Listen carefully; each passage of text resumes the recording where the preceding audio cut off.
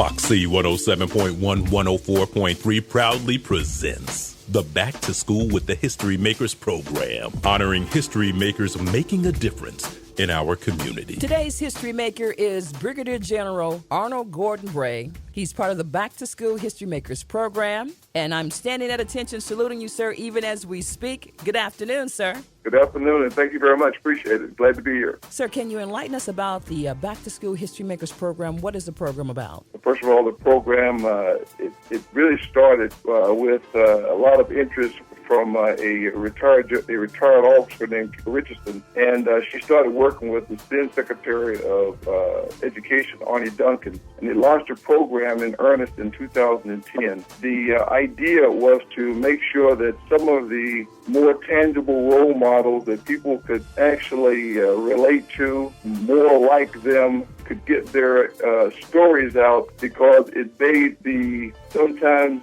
seemingly impossible, and it gave them those reachable role models and people doing the same kinds of things they're reading about, but someone who looks like them and probably had some of the same kind of real experiences that they had coming up. And as a result, allowed everybody from the Colin Powells to the Arnold Brays to have their stories captured and now be captured and documented in the Library of Congress. And this part of the program is for us who have been recognized to go out and, one, show ourselves and talk to students and make that connection even more real. Now, you've had some great experiences throughout your career. Share them with our listeners and tell them a little bit about what you encountered on your path to success. First of all, I'll be very candid. The key for me has personally been just education, but I wasn't always a great student. But what I've always been is a great reader. I read everything. I read the Childcraft books from cover to cover, and all of them when I was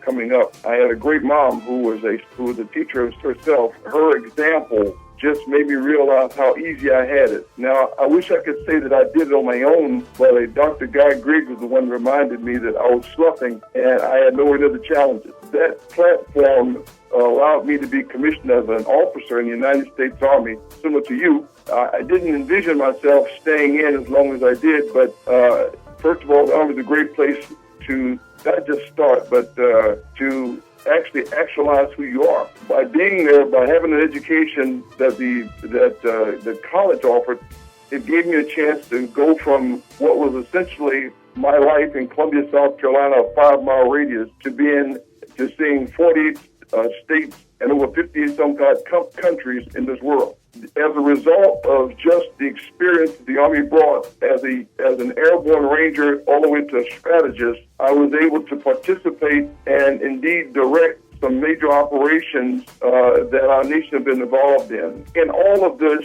I've had the chance to be an ambassador for our nation, wearing our uniform as a senior level leader to multiple nations over the continent of Africa, Denmark, and other places, and not just see history, but be part of those who crafted history by my actions. As part of your leadership training, do you instill some of these values into the young people that you meet firsthand?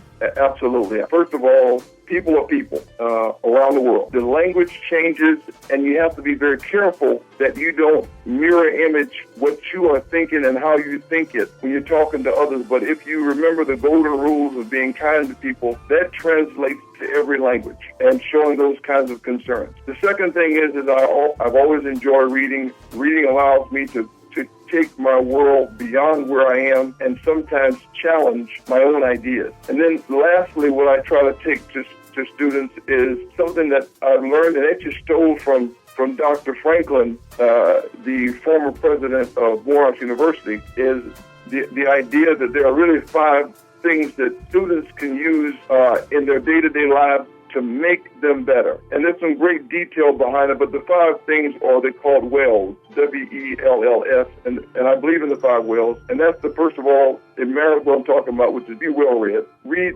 everything you can. The second thing that I would say to you is that they should be well spoken. You know, we speak a language called English, and there are some rules that we ought to abide by. And the colloquialisms that are the common language that we use, it's okay from one person to another that you know, but if you're talking to people that you don't know, use the common language.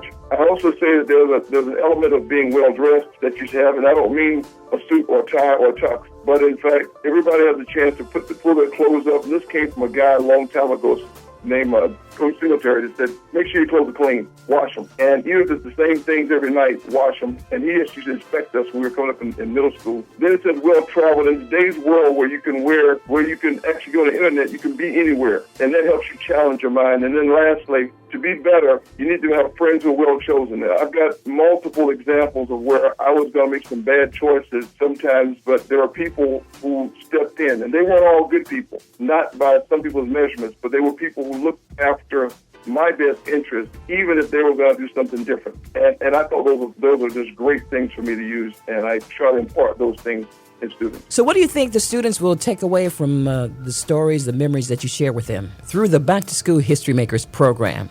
It's exchange. First of all, I think it's an exchange. There are two things that will happen. One is I'm going to learn more about the world that I live in today and the challenges of kids, because we're going to have a conversation. And they're going to tell me also some of the things that they think about, and I'm going to tell them kind of some of my challenges, and then I'm going to tell them what helped me be able to have some levels of success throughout. And what I hope they'll take away from this is that, one, they really can be anybody that they read about. They really can do great and wonderful things, and there are no obstacles to what they can do except themselves. And even if they are challenged today, if they put one foot in front of the other and keep moving forward, they will get there, or at least they will find themselves among the successful. We've been talking with a history maker, Brigadier General Arnold Gordon Bray. Any final words you'd like to leave our listeners? No, I just tell them history's being made every day, and you can be part of the solutions of our world, or you can be part of the challenges. And I hope that people are not getting discouraged by what they see in the news and look forward to what tomorrow can bring. Thanks very much. I appreciate you having me on this morning.